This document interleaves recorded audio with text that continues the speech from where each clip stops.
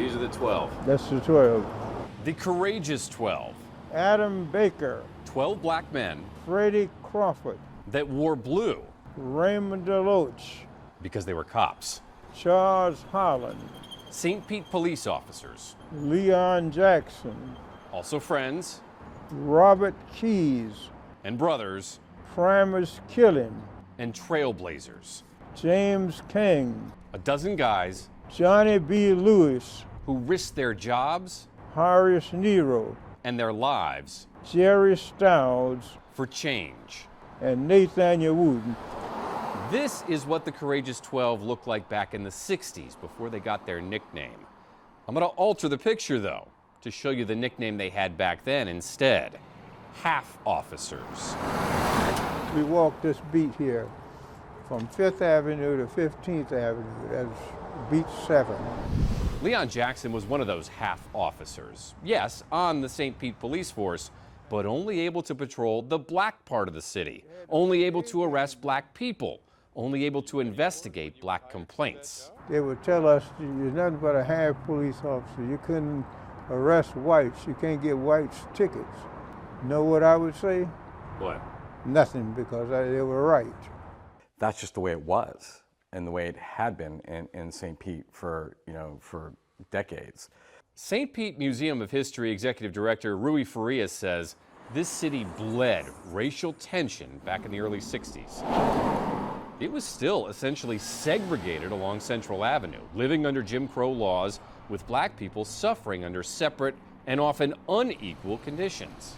Like on the police force, white officers could arrest anyone. They could patrol anywhere on the streets of St. Pete. Black officers couldn't. They didn't have the same rights or authority. Then in 1965, 12 of the 15 black officers on the force had enough. And one of them said the 3 words that would reverberate through history.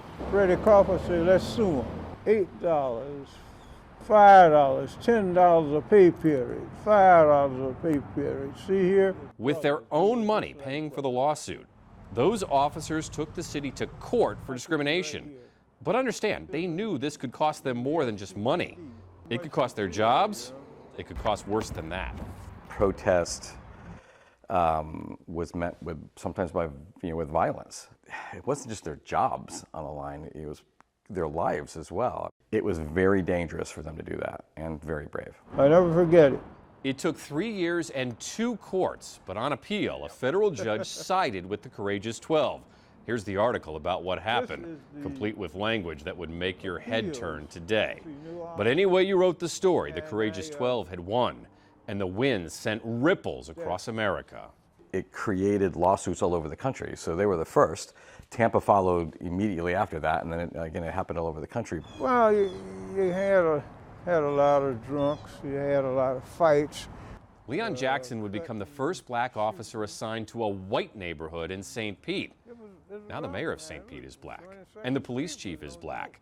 60 years after they were called half officers, Leon feels whole. Great pride, great pride. It's an honor for me to do, and it's not a me thing, it's we thing. It's an honor for we 12 police officers. But now, Leon is the only one of the Courageous 12 that's still around. I'm going to carry the battle on for those other 11. So at 82, he carries his trusty notebook of articles and pictures, reminding everyone of that time when 12 people fought for fairness and won. Jeff Butera, Spectrum News.